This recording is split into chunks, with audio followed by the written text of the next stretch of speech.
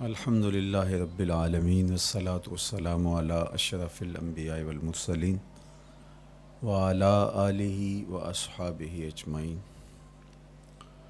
قال اللہ تعالی وتبارک فی القرآن المجید والفرقان الحمید فی شان حبیبہ مخبرا وعامرا ان اللہ وملائکتہ یصلون علی النبی یا ایہا الذین آمنوا صلوا علیہ وسلموا تسلیما۔ اللہم صلی علی سیدنا و مولانا محمد معدن الجود والکرم صلاۃ و سلاما علیک یا سیدی یا رسول اللہ وعلی آلک و اصحابک یا حبیب اللہ۔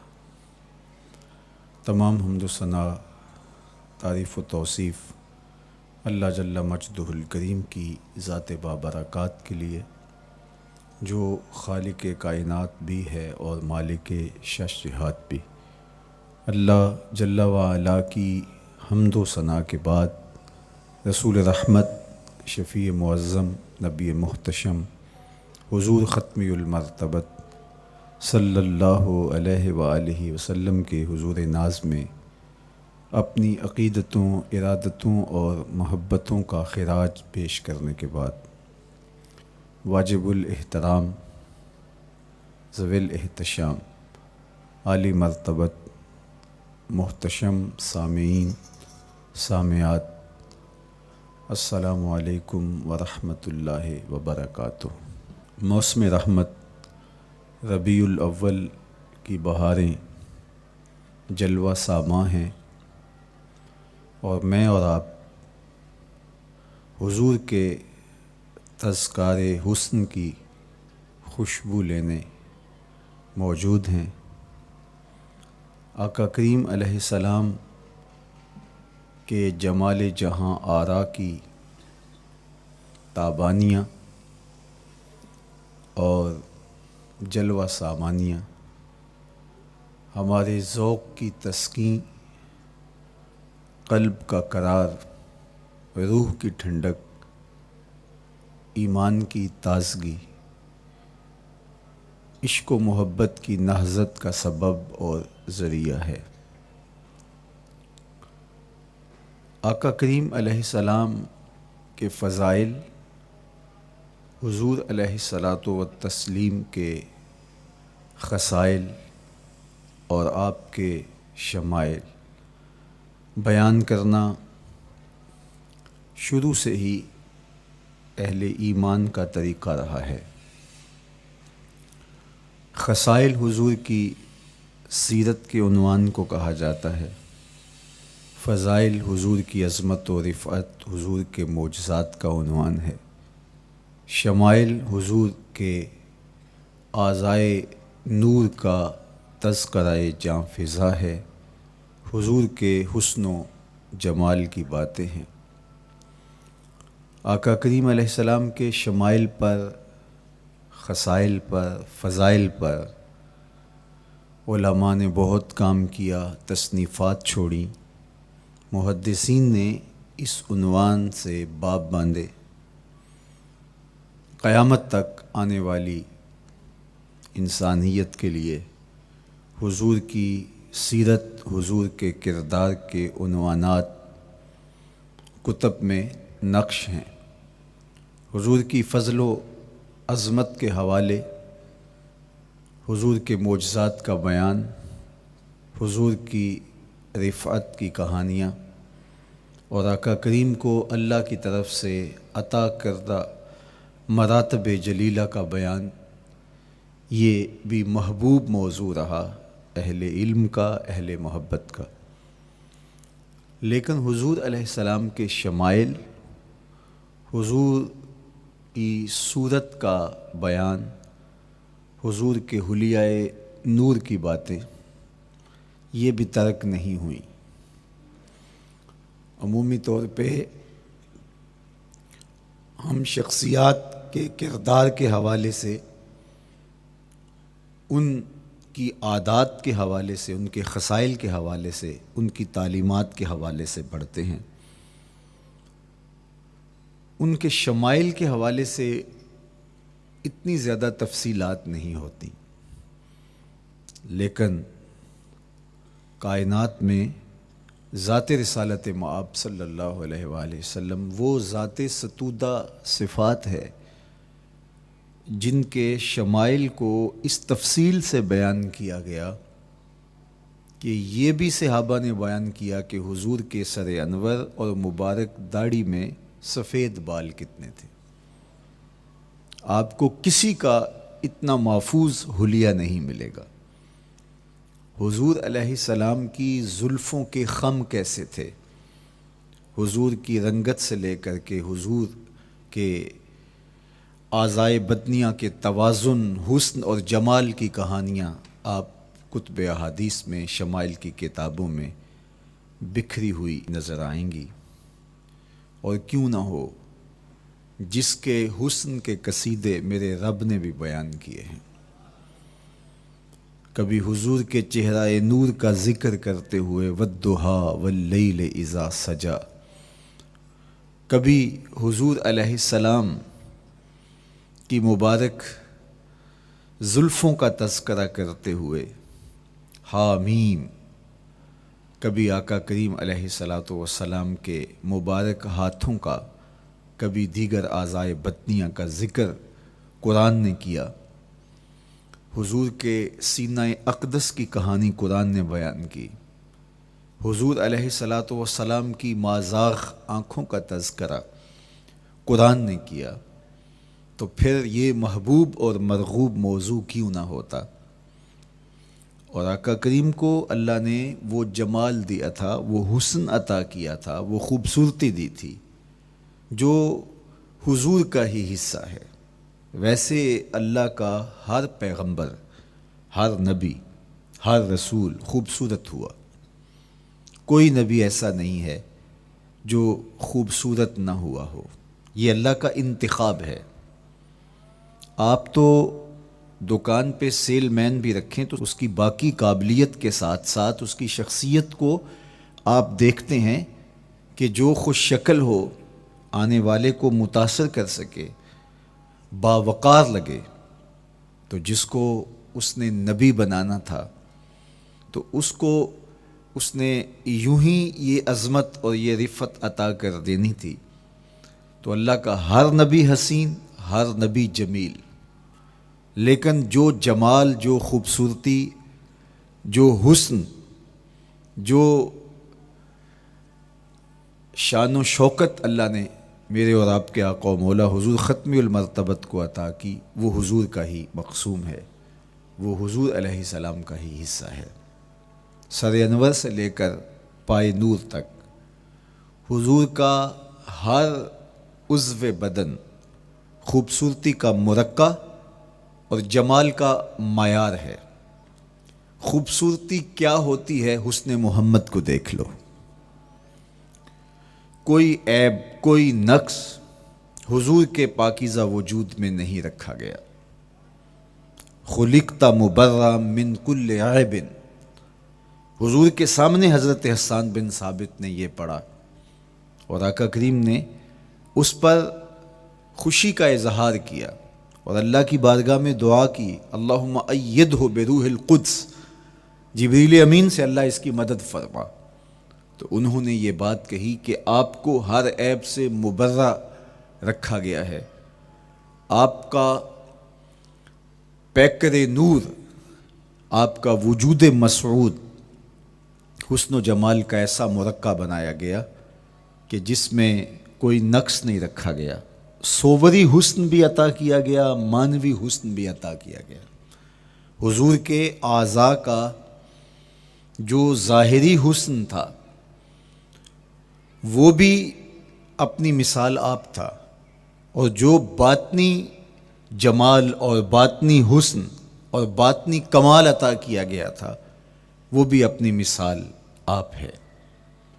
اگر حضور علیہ السلام کے مبارک ہاتھوں کو جمال دیا گیا ہے، لیکن جو توانائی عطا کی گئی، جو طاقت عطا کی گئی، ید اللہ کے جو جلوے ان ہاتھوں میں رکھے گئے، وہ بھی ایک دل آویز کہانی ہے۔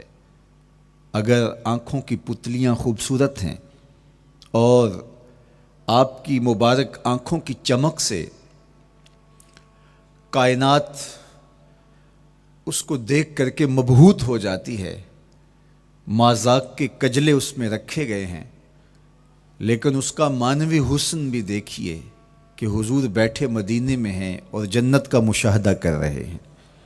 وہ توانائی بھی عطا کی گئی کہ جس طرح روشنی میں دیکھا جاتا ہے حضور اسی طرح اندھیرے میں دیکھتے ہیں۔ فرمایا صحابہ صفیں سیدھی رکھا کرو، مت سمجھو کہ میں صرف آگے دیکھتا ہوں، میں آگے بھی دیکھتا ہوں، میں پیچھے بھی دیکھتا ہوں، میں تمہارے رکوع بھی دیکھتا ہوں اور دلوں میں پیدا ہونے والے خشوع بھی دیکھتا ہوں۔ اقبال بولے اے فروغت صبح آثار و دہور، چشم تو بی نندائے ما فی الصدور۔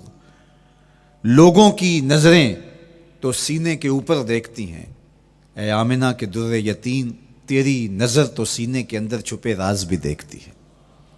تو صوری حسن بھی اور معنوی حسن بھی اللہ نے اپنے محبوب کو عطا کیا، اور اللہ جل شانہ نے وہ جمال دیا حضور کو کہ جو دیکھتا وہ دیکھتا ہی رہ جاتا۔ ایسی چمک، ایسی رعنائی، ایسی خوبصورتی اور ایسا جمال تھا، دیکھنے والے کہا کرتے ہیں اللہ اللہ، یاد آتا ہے خدا دیکھ کے صورت تیری۔ کتنے لوگ ہیں جنہوں نے صرف حضور کے چہرے کو دیکھا اور لبوں پہ کلمہ جاری ہو گیا۔ معروف نام حضرت عبداللہ بن سلام رضی اللہ تعالیٰ عنہ کا ہے۔ یہودیوں کے بہت بڑے حبر تھے، بہت بڑے عالم تھے۔ حضرت یوسف علیہ السلام کی اولاد سے تعلق تھا، اور اس معاشرت میں ایک وقار کی مسند پہ براجماں رہتے، لیکن جو ہی حضور علیہ السلام مکے سے ہجرت فرما کے مدینہ تشریف لائے تو یہ حضور کو دیکھنے آئے۔ با فضل الصدقہ اٹھا کر دیکھیے کہ ایک مناظرہ ترتیب دیا انہوں نے کہ ان سے یہ بات کروں گا، یہ سوال کروں گا، یہ اعتراض اٹھاؤں گا، لیکن جب حضور کی مجلس میں پہنچے اور آقا کریم علیہ السلام کے رخ زیبا کو دیکھا تو سارے سوال بھول گئے۔ رومی بولے اے لقائے تو جواب ہر سوال، حل شود ہر مشکلت بے کی لوکال۔ تیری ملاقات ہی تو سارے سوالوں کا جواب ہے، تیرا ایک بار دیکھ لینا ہی تو سارے مسئلے حل کر دیتا ہے۔ تو سوالات کا ایک ڈھیر اٹھائے لائے تھے، ایک گٹھڑی باندھ کے لائے تھے سر پہ رکھ کے، لیکن جو ہی حضور کو دیکھا تو وہ جو گٹھڑی باندھ کے لائے تھے اس کی گرہیں ڈھیلی ہونے لگی، پھر سوال تتلیوں کی طرح اڑنے لگے، اور حضور کو دیکھا تو کوئی سوال ہی باقی نہ رہا۔ اب آقا کریم نے فرمایا عبداللہ ابن سلام آؤ کدھر آئے ہو؟ یہ تو مناظرہ کرنے آئے تھے، سودا لینے کے لیے بازار گئے ہم، ہاتھ اس کے بکے جس کے خریدار گئے ہم۔ لیکن جب آقا کریم نے پوچھا کہ آؤ کدھر آئے ہو تو انہوں نے کہا حضور میں آپ کا غلام بننے آیا ہوں، تیری تک کے ادامہ میں مرید ہو گئے، حضور کے ہاتھ پہ بیعت اسلام کر لی۔ اب جن لوگوں نے عبداللہ ابن سلام کو تیار کر کے بھیجا تھا وہ امید میں تھے کہ تھوڑی دیر کے بعد ہم سنیں گے کہ انہوں نے سخت سوال کیے اور مسلمانوں کے نبی ان کا جواب نہیں دے پائے، لیکن جب ان کے کانوں تک یہ خبر پہنچی کہ عبداللہ بن سلام نے تو کوئی سوال ہی نہیں کیا بلکہ وہ محبوب کی نگاہوں کا شکار ہو گئے، اور انہوں نے دیکھتے ہی حضور پر تن من سب کچھ نچھاور کر دیا اور لبوں پہ کلمہ جاری ہو گیا، تو وہ صبر نہ کر سکے اور عبداللہ ابن سلام کے پاس پہنچے اور جا کے کہا کہ تو نے یہودیت کی ناک خاک آلود کر دی، تم نے کوئی سوال کیا ہوتا، انہوں نے جواب دیا ہوتا اور پھر تم نے مان لیا ہوتا تو ہم سمجھ جاتے کہ ایک عالم تھا، علمی پیاس بجھ گئی، مطمئن ہو گیا، لیکن یہ عجیب کہانی ہے، سنا ہے تم نے کوئی سوال بھی نہیں اٹھایا، انہوں نے جواب بھی نہیں دیا، بس تم نے ان کو دیکھا اور دیکھتے ہی تمہارے لبوں پہ کلمہ جاری ہو گیا، تو یہ کیا کہانی ہوئی؟ تو عبداللہ ابن سلام نے جو جواب دیا وہ آب زر کے ساتھ لکھنے کے قابل ہے۔ انہوں نے کہا کہ یہ بات میری سمجھ میں بھی نہیں آئی، جب میں اس آقا و مولا کی چوکھٹ پہ پہنچا اور میں ان سے سوال کرنے کے لیے لفظوں کو ابھی ترتیب ہی نہیں دیا تھا کہ میری نظر ان کے جمال جہاں آرا پہ پڑ گئی، اب عبداللہ بن سلام کے لفظ سنیے، فرماتے ہیں فلما تبینت وجہہ عرفت ان وجہہ لیس بوجہ کذاب، جب میں نے ان کے جمال جہاں آرا کو دیکھا، چہرہ نور کو دیکھا، رخ زیبا کی زیارت کی، تو میں نے پہچان لیا یہ چہرہ کسی جھوٹے کا ہو ہی نہیں سکتا ہے۔ دیکھنے والے کہا کرتے ہیں اللہ اللہ، یاد آتا ہے خدا دیکھ کے صورت تیری۔ اللہ نے صورت ہی ایسی بنائی، جمال ہی ایسا دیا، خوبصورتی ہی ایسی دی کہ جو حضور کو دیکھتے وہ دیکھتے ہی رہ جاتے۔ تو کتنے لوگ تھے کہ جنہوں نے محض حضور کو دیکھا، پھر اس کے بعد لب کھلے تو کلمہ ہی جاری ہوا۔ وہ خوبصورتی اور وہ جمال اللہ نے اپنے محبوب کو عطا کیا۔ آقا کریم علیہ الصلوۃ والسلام کا ایک ایک عضو بدن خوبصورتی کا مرقع تھا، بلکہ خوبصورتی کا معیار تھا۔ حسن کیا ہوتا ہے، حسن کا معیار کیا ہوتا ہے، جمال کسے کہتے ہیں، خوبصورتی کی تعریف کیا ہے، اعضائے محمد صلی اللہ علیہ وآلہ وسلم کا توازن دیکھ لو، تمہیں پتہ چلے گا کہ حسن کسے کہتے ہیں۔ حضور علیہ السلام کو اللہ تعالیٰ جل شانہ نے جو حسن بخشا، جو جمال دیا، جو خوبصورتی دی، وہ حضور کے مبارک قدموں سے اس کا انداز کیجئے کہ جس کے قدم اتنے سونے ہیں اس کا چہرہ کتنا سونا ہوگا۔ حضرت عبداللہ بن بریدہ رضی اللہ تعالی عنہ حضور کے مبارک قدموں کا ذکر کرتے ہوئے وصف جمال محمد کی کہانی چھیڑتے ہیں اور فرماتے ہیں کانا رسول اللہ صلی اللہ علیہ وآلہ وسلم احسن البشر قدماً، کہتے ہیں کہ کائنات میں جتنے سونے قدم میرے حضور کے تھے کسی کے تھے ہی نہیں۔ جو جمال اللہ نے حضور کے مبارک قدموں کو دیا تھا، اللہ اکبر، وہ کسی اور کا مقسوم نہیں تھا۔ خوبصورت قدم۔ اور حضرت انس رضی اللہ تعالیٰ عنہ، حضرت ابو ہریرہ رضی اللہ تعالیٰ عنہ، اور حضور کے وصاف ہیں حضرت ہند بن ابی حالہ رضی اللہ تعالیٰ عنہ، یہ حضور کا حلیہ بیان کرتے ہیں۔ حضرت امام حسن بن علی رضی اللہ تعالیٰ عنہ نے حضرت ہند بن ابی حالہ کو ایک دن کہا کہ مجھے اپنے آقا و مولا کا حلیہ بتاؤ، تو انہوں نے حضور کا حلیہ بیان کیا۔ یہ حضور کے وصاف ہیں، چونکہ انہوں نے حضور علیہ السلام کو بہت قریب سے دیکھا اور آقا کریم علیہ السلام کی زیارت سے مالا مال ہوئے۔ ویسے حضرت امام حسن نے بھی تو حضور کو دیکھا تھا، اور بھی اصحاب نے حضور کو دیکھا تھا۔ یہاں یہ بات دلچسپی سے خالی نہیں ہے کہ صحابی ہی تب بنتا ہے جب وہ حضور کو بنظر ایمان دیکھے، لیکن صحابہ ایک دوسرے سے پوچھتے تھے کہ بتاؤ حضور کیسے تھے؟ میاں تم نے نہیں دیکھا؟ تو وہ کہتے تھے دیکھ کر بھی نہیں دیکھا۔ صرف چند لوگ ہیں جو حضور کا حلیہ بیان کرتے ہیں، اس کی کیا وجہ؟ تو علماء نے لکھا کہ حضور کے چہرے پہ جلووں کی تابش ایسی تھی اور حضور کا جمال ایسا تھا اور اس کی چمک ایسی تھی کہ کسی میں ہمت ہی نہیں تھی کہ وہ جی بھر کے دیکھ سکے۔ تو بعد میں ایک دوسرے سے پوچھتے تھے بتاؤ تم نے دیکھا تو حضور کیسے تھے؟ اگر ان لوگوں کی تعداد میں آپ کو بتاؤں تو 3 درجن سے زیادہ نہیں ہوگی جو حضور علیہ السلام کے وصاف ہیں، حضور کے حلیہ نگار ہیں، جو آقا کریم علیہ الصلوۃ والسلام کی صورت کا نقشہ بیان کرتے ہیں۔ دیکھا 1,24,000 اصحاب نے ہے، لیکن جو وصف بیان کرتے ہیں، شمائل رسول کو بیان کرتے ہیں، ان کی تعداد 3 درجن سے زیادہ نہیں ہے۔ اور یہ بھی وہ لوگ ہیں جنہوں نے حضور کو بچپن میں دیکھا، جنہوں نے حضور کو سوئے ہوئے دیکھا، حضور کو بہت قریب سے دیکھا۔ حضور علیہ الصلوۃ والسلام کے پاس ان کا آنا جانا بہت زیادہ تھا، اس طرح انہوں نے حضور علیہ السلام کو دیکھا۔ حضرت حسان بن ثابت رضی اللہ تعالی عنہ فرماتے ہیں کہ میں جو حضور کا حلیہ بیان کرتا ہوں تو اس کا سبب یہ ہے کہ میرے پاس حضور کو دیکھنے کا ایک طریقہ آ گیا تھا۔ فلما نظرت الى انوارہ فوضعت کفی علی عینی خوفا من ذہاب بصری، کہا کہ جب میں حضور کو دیکھتا تھا تو اپنی آنکھوں پر انگلیاں رکھ کے انگلیوں کی اوٹ سے دیکھتا تھا کہ حضور کے جلووں کی چمک سے میری آنکھوں کی بینائی نہ جاتی رہے۔ یہ کون کہہ رہے ہیں؟ حضرت حسان بن ثابت رضی اللہ تعالیٰ عنہ۔ اور آپ جانتے ہیں حضرت حسان بن ثابت رضی اللہ تعالیٰ عنہ شاعر ہیں، اور شاعر حسن دیکھنے میں بڑا دلیر ہوتا ہے، اور یہ حسن بھی ابھی پوشیدہ ہے، 70,000 بشریت کے پردے ڈالے گئے ہیں۔ اگر یہ حسن بے نقاب ہوتا تو کوئی جلووں کی تاب ہی نہ لا سکتا۔ یہی بہتر ہے کہ وہ پردے میں رو پوش رہے، وہ اگر پردہ اٹھا دے تو کسے ہوش رہے۔ کس کی ہمت تھی؟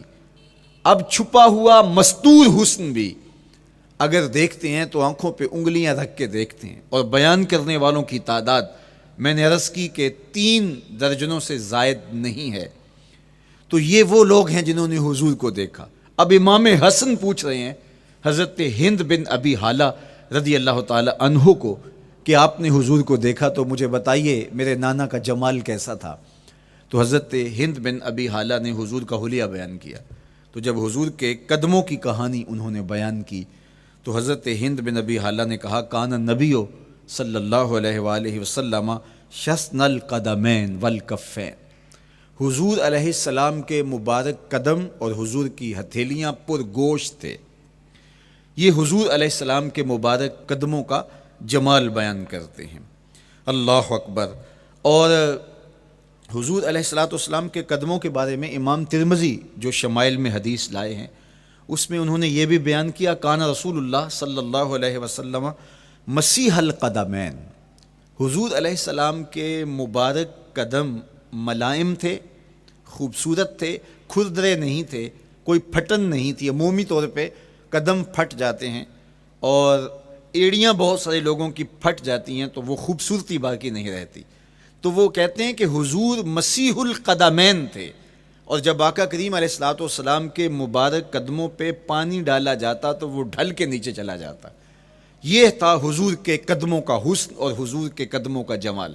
اچھا، آقا کریم علیہ السلام کی جو مبارک ایڑیاں تھیں وہ زیادہ پر گوشت نہیں تھیں، ان کے اوپر گوشت زیادہ نہیں چڑھا تھا، اس لیے کہ ایڑیوں کا زیادہ پر گوشت ہونا ایڑیوں کے حسن کو زائل کر دیتا ہے۔ حسن کا مرقع ہی جمال مصطفیٰ ہے، تو اس لیے اللہ نے ایک ایک عضو کو تراش کر کے بنایا ہے، بلکہ پوچھ پوچھ کے بنایا ہے۔ جس طرح حسان بن ثابت رضی اللہ تعالی عنہ کہتے ہیں کَأَنَّكَ قَدْ خُلِقْتَ كَمَا تَشَاءُ، محبوب مجھے تو یوں لگتا ہے جس طرح آپ کے رب نے آپ کو آپ سے پوچھ کے بنایا ہے کہ محبوب بتاؤ کہ میں آپ کے اعضاء کو کیسے توازن اور کیسے حسن اور کیسے جمال دوں۔ تو حضور کی مبارک ایڑیاں یہ پرگوشت نہیں تھیں، باقی حضور کے پاؤں پرگوشت تھے اور کوئی پھٹن نہیں تھی، بالکل نرم گداس اور بالکل جو ہے وہ ملائم تھے، اور جب پانی ڈالا جاتا تو پانی ڈھل کے نیچے 1 سیکنڈ میں آ جاتا۔ یہ اللہ نے محبوب کو حسن دیا۔ حضرت ہند بن ابی حالہ نے کہا کہ حضور کے مبارک تلوے جو تھے وہ درمیان سے اٹھے ہوئے تھے، ایڑیوں سے لے کر کے انگلیوں تک یہ تلوہ کہلاتا ہے، جو اس کا نچلا حصہ جو زمین سے مس کرتا ہے، اور اس میں جو درمیان والا حصہ ہے یہ اٹھا ہوا ہو اور بالکل پاؤں سیدھا نہ ہو تو یہ پاؤں کا حسن ہے۔ پاؤں کا بالکل سیدھا ہو جانا یہ پاؤں کے حسن کو زائل کر دیتا ہے۔ اس میں تھوڑا سا خم ہو، جب چلے تو انگلیاں اور پنجے کا جو ہے وہ آگے والا حصہ زمین پہ لگے اور ایڑی لگے، اور درمیان والا حصہ زمین پہ نہ لگے، تو یہ حسن ہوتا ہے کسی کے پاؤں کے تلوے کا۔ اللہ نے محبوب کے مبارک قدم کی پشت کو بھی حسن دیا، حضور کے تلووں کو بھی حسن دیا، حضور کی ایڑیوں کو بھی حسن دیا۔ سائل الاطراف، حضور کی مبارک انگلیاں قدرے لامبی تھیں، اور یہ حسن ہوتا ہے۔ انگلیاں چھوٹی ہوں، ان کا قد پست ہو تو پاؤں کی خوبصورتی دکھائی نہیں دیتی، لیکن اللہ نے اپنے محبوب کی انگلیوں کو بھی ایک لمبائی عطا کر کے اس کو بھی ایسا جمال دیا تھا، یار جو پاؤں کو دیکھتا رہے وہ پاؤں کو ہی دیکھتا رہ جائے۔ اللہ اکبر۔ اچھا، بعض احادیث میں آتا ہے کہ حضور علیہ السلام کے مبارک تلوے جو ہیں لیس لہا اخمس، یہ لفظ ہیں کہ وہ اخمس نہیں تھے، یعنی وہ درمیان سے اٹھے ہوئے نہیں تھے، تو اس کا کیا مطلب ہے؟ یہ حضرت ابو ہریرہ رضی اللہ تعالیٰ عنہ سے جو مروی روایت ہے اس میں یہ ہے لیس لہا اخمس، اور حضرت ہند بن نبی حالہ سے جو حضور کے مبارک تلووں کا حسن بیان کیا گیا ہے، تو اس میں یہ بیان کیا گیا ہے کہ حضور علیہ الصلوۃ والسلام کا مبارک قدموں کا تلووں کا حسن یہ تھا کہ وہ درمیان سے تھوڑے سے اٹھے ہوئے تھے، اور یہ خوبصورت پاؤں کا جمال ہوتا ہے۔ تو ان دو چیزوں میں علماء نے تطبیق کی ہے۔ اللہ ان علماء کی قبروں پر رحمت نازل کرے جو حضور کے حسن پہ، حضور کے جمال پہ گفتگو کرتے رہے، اور ایک ایک عضو پر انہوں نے کئی کئی صفحات لکھے اور کتابیں انہوں نے تحریر کی حضور کے جمال پر۔ اب حضرت ہند بن ابی حالہ رضی اللہ تعالی عنہ، انہوں نے تو حضور کو گھر میں دیکھا تھا، یہ حضرت خدیجۃ الکبریٰ رضی اللہ تعالی عنہا کے فرزند تھے ابو حالہ سے۔ اب انہوں نے تو دیکھا، اب حضور لیٹے ہیں تو انہوں نے حضور کے پاؤں کو دیکھا کہ درمیان میں ہلکا سا خم ہے اور یہ پاؤں کا جمال ہے۔ اب حضرت ابو ہریرہ رضی اللہ تعالی عنہ نے جو حضور کے پاؤں کو دیکھا تو یہ اندرون خانہ کا دیکھنا نہیں تھا، تو انہوں نے کیسے دیکھا؟ تو حضرت ابو ہریرہ سے مروی ایک روایت سے سمجھ آتی ہے کہ انہوں نے جو کہا کہ لیس لہا اخمس، کہ ان کے مبارک تلوے درمیان سے اٹھے ہوئے نہیں تھے بلکہ بالکل برابر تھے، تو اس کا کیا مطلب ہے؟ تو حضرت ابو ہریرہ سے ایک روایت مروی ہے، وہ فرماتے ہیں کہ جب حضور علیہ السلام کسی چٹان کے اوپر چلتے تو حضور علیہ الصلوۃ والسلام کا وہاں قدم پڑتا تو وہ اس چٹان کے اندر حضور کا قدم گھس جاتا، وہ موم کی طرح چٹان نرم ہو جاتی۔ اس طرح زمین پر بھی حضور چلتے تو مبارک پاؤں کا جو نشان قدم ہے وہ پورا دکھائی دیتا۔ تو حضرت ابو ہریرہ رضی اللہ تعالیٰ عنہ اس سے یہ سمجھے کہ حضور کے تلوے جو ہیں وہ برابر ہیں۔ تو علماء نے اس پر گفتگو کی ہے۔ ایک تو حضور جب چلتے تھے تو آقا کریم پورے زور سے قدم زمین پہ رکھتے تھے اور اس وقار سے چلتے تھے کہ جس طرح حضور اونچائی سے نیچے کی طرف اتر رہے ہوں۔ تو جب پاؤں کو جما کر کے زور سے رکھا جائے تو پھر جو ہے وہ نشان نیچے پڑتا ہے۔ یا اللہ اپنے محبوب کے لیے زمین کو اور پتھروں کو بھی نرم کر دیا تو پھر حضور کے تلووں کا نقش بھی زمین کے اوپر جو ہے وہ حویدہ ہو جاتا۔ سلطان قاتیبائی نے ایک ایسا ہی پتھر جس کے بارے میں شنید تھی کہ اس پر حضور کے قدموں کا نقش موجود ہے، تو انہوں نے 20,000 دینار کے اندر وہ خریدا، اور انہوں نے یہ کہا کہ جب میں فوت ہو جاؤں تو حضور کے قدموں کے نشان والا پتھر میری قبر کے سرہانے بطور کتبہ لگایا جائے۔ علامہ شہاب الدین خفاجی علیہ رحمہ لکھتے ہیں ہوا موجود الی الآن، وہ اپنے دور میں کہانی بیان کرتے ہیں وہ آج بھی سلطان قاتیبائی کی قبر کے سرہانے وہ پتھر نصب ہے جہاں حضور کے قدموں کے نشان موجود ہیں۔ اللہ اکبر۔ تو آقا کریم علیہ الصلوۃ والسلام کے مبارک تلوے، حضور علیہ السلام کی کم گوشت تراشی ہوئی ایڑیاں، اور مسیح القدمین حضور علیہ السلام کے ملائم نرم گداز پاؤں، ان کا حسن اور ان کا جمال، اور آقا کریم علیہ السلام کے قدموں کی انگلیاں جو قدرے لمبی تھی، اور ان میں جو درمیان والی انگلی تھی وہ زیادہ لمبی تھی، اس پر حضرت میمونہ بنت کردم رضی اللہ تعالی عنہا اس انگلی کا حسن بیان کرتی ہیں، کہتی ہیں مجھے شوق ہوا کہ میں حضور کو دیکھوں، تو اپنے والد گرامی کے ساتھ حجۃ الوداع کے موقع پر میں بھی سعادت حج پا رہی تھی، تو حضور کو ملنے کے لیے جب ہم پہنچے تو آقا کریم اونٹنی کے اوپر سوار تھے، ناقہ پر جلوہ فراز تھے، تو میرے میں ہمت نہ ہو سکی کہ حضور کے چہرے کو دیکھ سکوں۔ ایسا جلوہ، ایسا جمال، اللہ اکبر، اور ایسا روب اور ایسی چمک چہرے کی اور تابشیں تھیں کہ میرے اندر ہمت نہ ہو سکی کہ میں حضور کے چہرہ نور کو دیکھ سکوں۔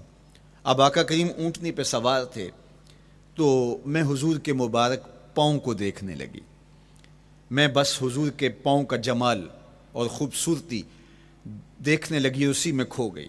اب حضرت میمونہ بنت کردم رضی اللہ تعالی عنہا حضور کے مبارک قدموں کی ایک انگلی کا حسن بیان کرتی ہیں۔ اللہ اکبر۔ حضرت میمونہ بنت کردم سے یہی ایک روایت مروی ہے، ساری زندگی ان کے پاس سرمایہ یہی تھا، جب کسی مجلس میں جاتی تو وہ کہتی تمہیں بتاؤں حضور کی مبارک انگلی کا حسن کیا تھا؟ یہ سرمایہ ساتھ لیے لیے پھرتی کہ میں نے حضور کی انگلی کو دیکھا ہے، میں نے حضور کے قدم اور حضور علیہ السلام کے تلووں کی زیارت کی ہے. تو وہ اس حسن کو بیان کرتے ہوئے کہا کرتی تھی فما نسیتو فیما نسیتو طولا اصبع قدمہ السبابہ علی سائر اصابعہ.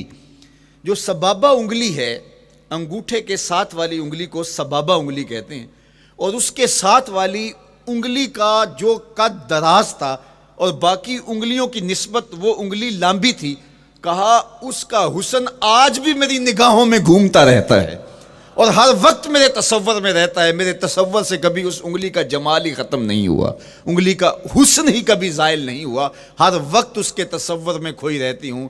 یار چہرے کے جمال کو کون بیان کرے گا، یہاں تو انگلی کا حسن بیان نہیں ہو رہا.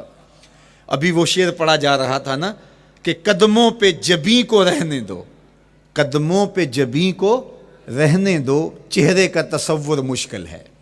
قدموں پہ جبیں کو رہنے دو، چہرے کا تصور مشکل ہے. جب چاند سے بڑھ کر ایڑی ہے رخسار کا عالم کیا ہوگا، جب چاند سے بڑھ کر ایڑی ہے رخسار کا عالم کیا ہوگا. تو اللہ نے اپنے محبوب علیہ الصلوۃ والسلام کو وہ جمال، وہ خوبصورتی اور حضور کے مبارک قدم، حضرت عبداللہ بن بریدہ رضی اللہ تعالی عنہ سے مروی روایت، کان رسول اللہ صلی اللہ علیہ وآلہ وسلم احسن البشر قدما، کہتے ہیں جتنے سونے قدم، جتنے من مونے قدم میرے حضور کے تھے، اتنے سونے قدم کسی اور کے تھے ہی نہیں. اللہ نے اپنے محبوب کو وہ جمال، وہ خوبصورتی اور وہ نور عطا کیا تھا. اچھا، یہ قدم، یہ ایڑیاں، یہ مبارک تلوے اور یہ داراز انگلیاں اور ان انگلیوں کی چمک اور ان کی رنگت کا جمال اور خوبصورتی، جہاں اس کا صوری حسن تھا تو مانوی حسن بھی دیکھنے والا تھا. یہ قدم اٹھ جائیں اللہ اکبر تو تقدیر کے فیصلے ہوتے دکھائی دیتے ہیں. ان قدم کی اونچائی، ان قدم کی بلندیاں کہ عرش حق ان قدموں کے بوسے لے رہا ہے. اور میرے امام بولے زہ عزت و اے طلائے محمد، زہ عزت و اے طلائے محمد، کہ ہے عرش حق زیر پائے محمد. قدموں کا حسن وہ بھی دیکھنے والا اور قدموں کی بلندی اور اونچائی اور اس کی شان و شوکت وہ بھی دیکھنے والی. اللہ اکبر. آقا کریم علیہ السلام حضرت ابو بکر صدیق کے ساتھ، حضرت عمر فاروق کے ساتھ اور حضرت عثمان غنی کے ساتھ احد پہاڑ پر تشریف لے گئے. یہ حدیث آپ نے بارہا علماء سے سنی ہے.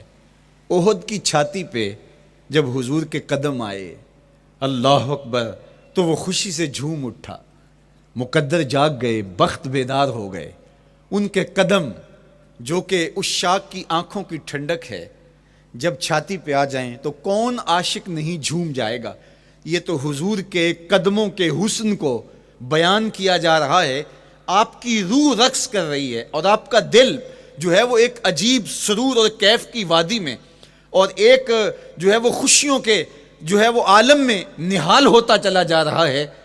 لیکن یہ قدم جب چھاتی پہ آیا تو پھر احد، ظاہر تو پتھر ہے احد، لیکن حضور سے پتھر بھی پیار کرتے ہیں. فرمایا احد جبل یحبنا ونحبہ، احد ہم سے پیار کرتا ہے، پہاڑ ہے، پتھر ہے، لیکن ہم سے پیار کرتا ہے، ہم اس سے پیار کرتے ہیں.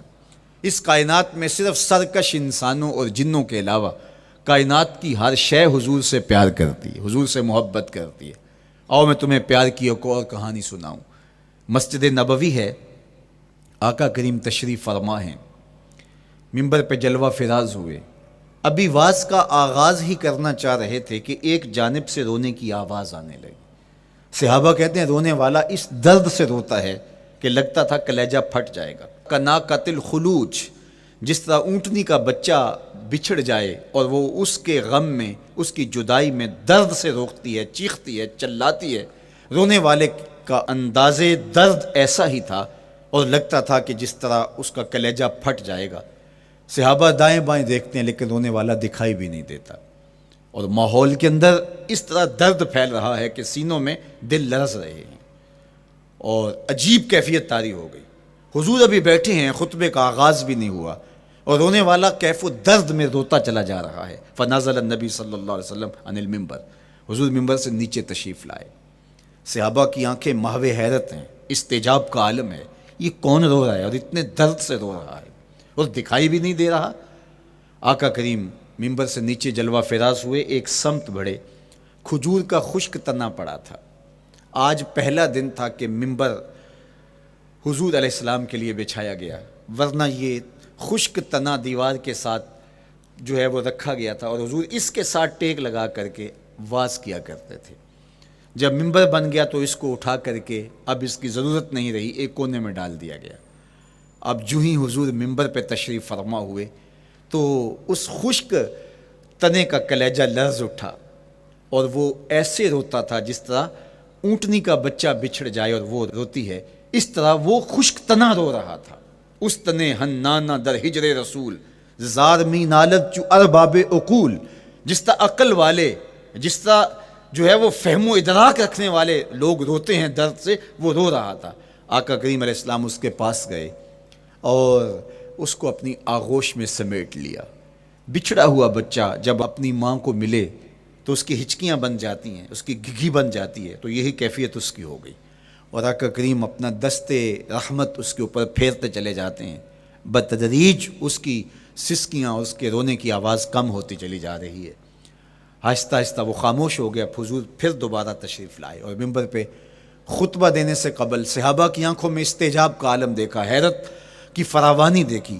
فرمایا کہ تم جو سوال کرنا چاہ رہے ہو، جو تمہاری آنکھوں میں پوشیدہ سوال ہے، میں اس کو اچھی طرح جانتا ہوں۔ لو لم افعل ہاکذا لحن الی یوم القیامہ، اگر میں ممبر سے اتر کے اپنے عاشق زار کو یوں تسلی نہ دیتا، یہ قیامت تک یوں ہی روتا ہی رہتا۔ حضرت محمد بن سیرین رضی اللہ تعالیٰ عنہ کہا کرتے تھے کہ حضور کی محبت میں ایک خشک تنا بھی زار و زار روئے تو جس کے سینے کے اندر محبت بھرا دل ہے تو وہ حضور کے عشق میں آنسو کیوں نہیں بہائے گا؟ حضور کی یاد میں اس کی آنکھیں آنسو کا خراج کیوں نہیں دیں گی؟ تو وہ خشک تنا حضور کی محبت میں رو رہا ہے۔ اب ہے یہ پتھر، لیکن میرے حضور فرماتے ہیں کہ یہ پہاڑ مجھ سے پیار کرتا ہے اور میں اس سے پیار کرتا ہوں۔ اب حضور اپنے اس محب کے گھر تشریف لے گئے اور اس کی چھاتی پہ قدم رکھا تو وہ خوشی سے جھوم اٹھا۔ فضاربا برجلہ، اپنا مبارک پاؤں زور سے مارا۔ فقال اسبت احد فانما علیک نبی و صدیق و شہیدان، فرمایا احد ٹھہر جا، تیرے اوپر اللہ کا ایک نبی ہے، ایک صدیق اور 2 شہید ہیں۔ تو حضور کی مبارک ایڑی کے لگنے کی دیر تھی، حضور کے قدم کی ضرب کی دیر تھی کہ اس کا زلزلہ تھم گیا۔ میرے امام بولے ایک ٹھوکر سے احد کا زلزلہ جاتا رہا، ایک ٹھوکر سے احد کا زلزلہ جاتا رہا، رکھتی ہیں کتنا وقار اللہ اکبر ایڑیاں۔ زلزلہ آ گیا اس کے اوپر، وہ جھومنے لگا، لیکن حضور نے اپنا مبارک قدم مارا اور وہ ٹھہر گیا۔ اللہ اکبر۔ تو یہ پہاڑ آج بھی اس شاک جب شہر مدینہ میں حاضر ہوتے ہیں تو وہ احد پہ تو ضرور جاتے ہیں، حضرت امیر حمزہ کے مزار پہ حاضری دینے کے لیے اور اس جبل احد کو دیکھنے کے لیے۔ اور یقین جانیے گا جبل احد کو جب ہم دیکھتے ہیں تو عجیب کیفیات میں ڈوب جاتے ہیں۔ میں تو وہاں دوستوں کو کہا کرتا ہوں کہ آج پورا مدینہ بدل گیا ہے، یعنی اس کی وہ صورت، وہ کچے مکان، وہ گروندے، وہ گھر، وہ کوچہ و بازار، وہ کچی سڑکیں، وہ ماحول آج وہ آپ کو نظر نہیں آ رہا۔ جہاں کچے مکان تھے جن کے اوپر چھت کھجور کے پتوں کی پڑی تھی، وہاں عالی نصب پلازے آپ کو نظر آتے ہیں، فلک بوس آپ کو ہوٹل نظر آتے ہیں۔ وہ کچی سڑکیں آج آپ کو وہاں دکھائی نہیں دیتی، وہاں تارکول کی بچھی ہوئی سڑکیں دکھائی دیتی ہیں، خوبصورت پتھر لگے ہوئے آپ کو نظر آتے ہیں، وہ ممیاتی ہوئی بکریاں، وہ جگالی کرتے ہوئے اونٹ آج آپ کو وہاں دکھائی نہیں دیتے، وہ ماحول آپ کو نظر نہیں آتا۔ تو پرانا مدینہ اگر ڈھونڈنے نکلیں بھی تو ظاہر ہے اگرچہ ان پختہ اور خوبصورت عمارتوں کے اندر بھی عکس جمال محمد کا پڑ رہا ہے، لیکن وہ پرانا دور اگر آپ تلاش کرنا چاہیں تو وہ آپ کو وہ چیزیں نہیں ملتی، لیکن جب آپ احد پہ جاتے ہیں تو میں دوستوں کو کہتا ہوں اس احد کو جی بھر کے دیکھ لو، اس پہ ڈائریکٹ میرے حضور کی نظریں پڑی ہوئی ہیں، یہ بدلا نہیں، یہ 14 صدیوں سے جیسا تھا آج بھی ایسا ہے، اس پہ میرے حضور کی نظریں ڈائریکٹ پڑی ہوئی ہیں، اور آقا کریم علیہ الصلوۃ والسلام نے اس کو یوں دیکھا ہے۔ تو یہ احد حضور سے محبت کرنے والا ہے، حضور سے پیار کرنے والا ہے، اور اس پیار کی وجہ سے یہ پتھر قیامت کے دن جنت میں جائے گا، یہ پہاڑ جنت میں جائے گا۔ یار اگر ایک پہاڑ حضور سے پیار کر لے تو وہ مکین جنت بن جاتا ہے، اور اگر حضور کا غلام ایک عاشق حضور سے محبت کرے تو اللہ اس کو کتنے درجے عطا فرمائے گا۔ تو آقا کریم نے زور سے قدم مارا اور فرمایا احد ٹھہر جا، تیرے اوپر اللہ کا ایک نبی ہے، ایک صدیق ہے، اور 2 شہید ہیں۔ اللہ اکبر۔ تو یہ حضور علیہ الصلوۃ والسلام کے مبارک قدم کی شان ہے، یہ حضور کے مبارک قدم کا جمال ہے اور اس کی خوبصورتی ہے۔ غزوہ ذات الرقاع کے اندر حضرت جابر کا اونٹ چلتے چلتے تھک گیا، سفر لمبا تھا اور اونٹ کمزور تھا، تو چلتے چلتے اس کو تھکن ہو گئی، اب وہ قافلے سے پیچھے رہتا چلا جاتا ہے۔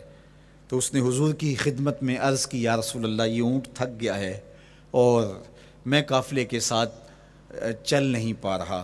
تو آقا کریم علیہ الصلوۃ والسلام نے اپنے مبارک قدم سے اس اونٹ کو ٹھوکر لگائی، فَنَشِطَ حَتَّى كَانَ مَا يَمْلِكُ زَمَامَهُ۔ حضرت جابر کہتے ہیں اس کی لگام سنبھالی نہیں جاتی تھی، اتنا تیز چلتا تھا۔ یار جس کے قدموں کی ٹھوکر سے یہ توانائی آ جائے، اس کے ہاتھوں کی توانائی کا عالم کیا ہوگا۔ تو اللہ نے صرف حضور کے مبارک قدموں کو صوری حسن ہی نہیں دیا تھا، مانوی جمال اور توانائی بھی عطا فرمائی تھی۔ حضور علیہ السلام کے چچا جناب ابو طالب کہتے ہیں کہ میں حضور علیہ السلام کے ساتھ تھا، تو راستے میں ذی المجار کی منڈی آئی، اور وہاں حالات ایسے تھے کہ پینے کے لیے پانی دستیاب نہیں تھا۔ تو میں نے کہا کہ عطشت ولیس عندی ماء، مجھے تو سخت پیاس لگی ہے اور پانی بھی پاس نہیں ہے۔ فنزل النبی صلی اللہ علیہ وسلم وضرب بقدمہ الارض فخرج الماء فقال اشرب۔ تو حضور نے اپنے مبارک پاؤں سے زمین پر ٹھوکر لگائی، چشمہ پھوٹ پڑا، اور آقا کریم نے فرمایا چچا پانی پی لیجئے۔ تو وہ پاؤں اگر زمین پہ لگے تو چشمے پھوٹے، اگر احد پہاڑ پہ وہ پاؤں پڑے تو اس کا زلزلہ جاتا رہے، اور اگر وہ کسی جانور کو حضور ٹھوکر لگائیں تو اس کے اندر اس قدر تیزی آ جائے کہ اس کی باغ سنبھالی نہ جائے، اتنا سریع رفتار ہو جائے۔ اب ان قدموں پہ کون قربان نہیں ہوگا؟ یار ان قدموں کو چومنے کے لیے جبریل بھی تو بے تاب دکھائی دیتے ہیں نا۔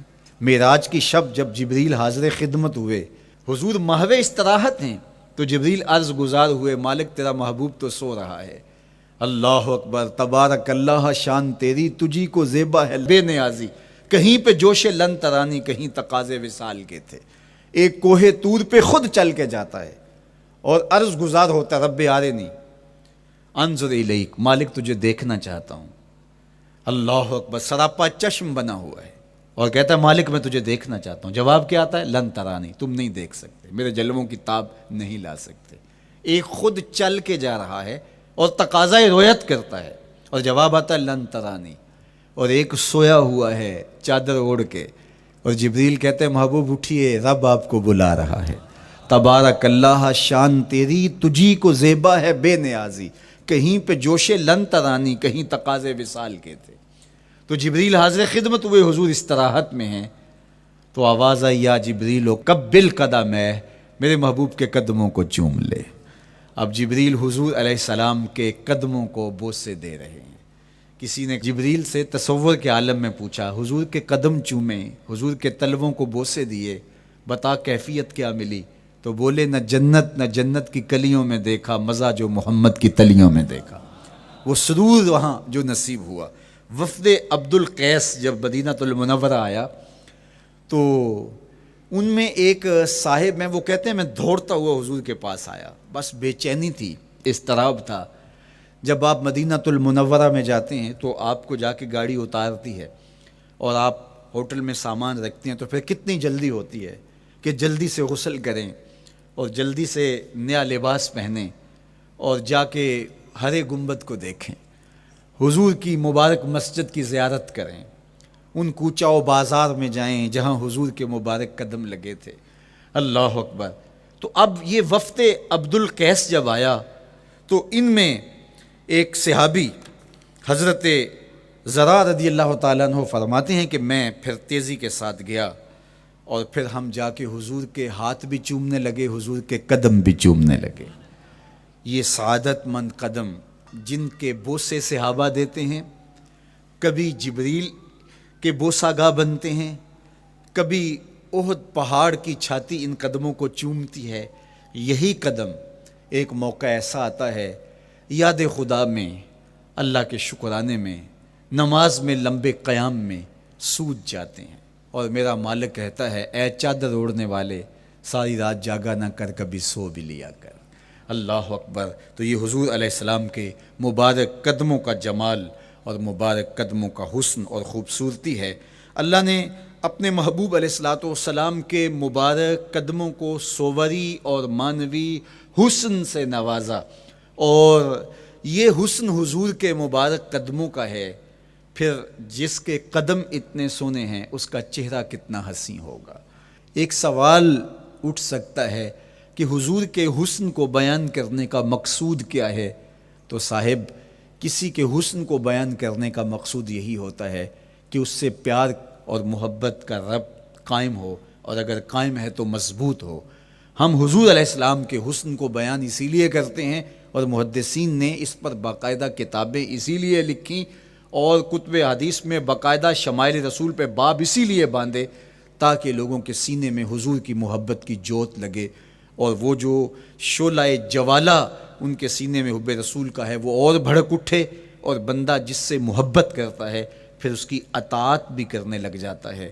تو جو محبوب اتنا سونا ہے، اتنا جمال آفریں ہے، اور جس کے قدم اتنے سونے ہیں، پھر اس کے نقش قدم کو کیوں نہ تھام لیں، اس کے نقوش پا کو خضر راہ کیوں نہ بنا لیں، پھر ان کے اٹھنے والے قدموں پر اپنی زندگی کیوں نچھاور نہ کر دیں۔ اگر سر پہ رکھنے کو مل جائے نقش نال حضور تو کہیں کہ ہاں تاجدار ہم بھی ہیں۔ یعنی وہ قدم تو قدم رہا، اس قدم کی رعنائیاں، اس کی خوبصورتیاں، اس کا جمال اور اس کا حسن تو حسن رہا۔ جہاں وہ مبارک قدم لگا، جہاں وہ نقش لگا، اگر وہ نقش بھی سر پہ رکھنے کو مل جائے تو کہا کہ اگر سر پہ رکھنے کو مل جائے نقش نال حضور، حضور علیہ السلام کا قدم تو جزو بدن رسول ہے۔ حضور علیہ السلام کے مبارک قدموں میں وہ جو نالین تھی، اس نالین کا بھی نقش وہ اگر سر پہ رکھنے کو مل جائے تو ہم زمانے کے تاجدار کہلائیں گے، اور جن کے سر پہ حضور کا قدم آ جائے ان کا مرتبہ کیا ہوگا۔ تو یہاں اس نقش کو بھی دیکھیے، حضور کے مبارک قدموں میں جو نالین آیا اس کو نالین شریف کہتے ہیں۔ اس نال کو نال شریف یا ان نالین کو نالین شریف کہا جاتا ہے، اس لیے کہ وہ حضور کے مبارک جسم سے جڑ گئے، حضور سے ان کا ربط پیدا ہو گیا، وہ جزو بدن رسول نہیں ہیں، تو اس کا یہ مرتبہ ہے۔ تو پھر حضور علیہ السلام کی شان اور حضور کی عظمت کیا ہوگی، اللہ اکبر۔ بلکہ حضور علیہ السلام کے نالین جہاں رکھے جائیں، وہ کسی نے کہا نا کہ ذرے اس خاک کے تابندہ ستارے ہوں گے، ذرے اس خاک کے تابندہ ستارے ہوں گے جس جگہ آپ نے نالین اتارے ہوں گے۔ وہ جگہ جہاں حضور کے قدم نہیں، حضور کے قدموں سے مس ہوئے ہوئے نالین رکھے جائیں، وہاں جو ذرے اس نالین کے تلووں کو چومتے ہیں وہ بھی آسمان کے ستاروں سے اس شاخ کو حسین دکھائی دیتے ہیں، وہ بھی زیادہ چمکدار دکھائی دیتے ہیں، اور اس شاخ کی آنکھوں کا سرما اور ان کے دل کا قرار اور روح کی ٹھنڈک قرار پاتے ہیں۔ تو یہ ہے حضور علیہ السلام کی نسبت کا احترام اور حضور کی محبت کا اثر جو اس شاخ کے سینے میں محسوس کیا جاتا ہے۔ اللہ مجھے آپ کو اپنی خاص پناہیں، امان اور حفاظتوں کا حصاد بخشے۔ کار ما آخر شدو آخر ز ما کار نشد، مشت خاک ما غبار کوچائے یار نشد۔